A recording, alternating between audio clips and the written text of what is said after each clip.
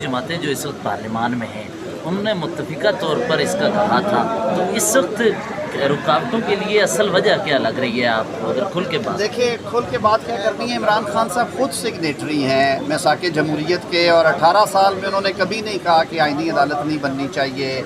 पार्लियामान को जजेस अपॉइंटमेंट का जो रोल है वो मजबूत होना चाहिए।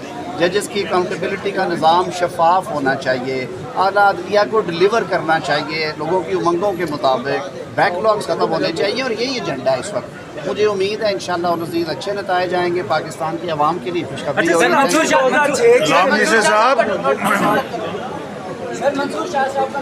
पहले अर्ज़ कर चुका हूँ 25 अक्टूबर तक काजी फायज़ साहब चीफ जस्टिस हैं। इस वक्त जो आइन है उसके मुताबिक 25 अक्टूबर को उनका टेन्योर ख़त्म होगा, तो 26 से सीनियर मोस्ट जज जो हैं वो आ जाएंगे। आपको एंग्जाइटी का एक ही है।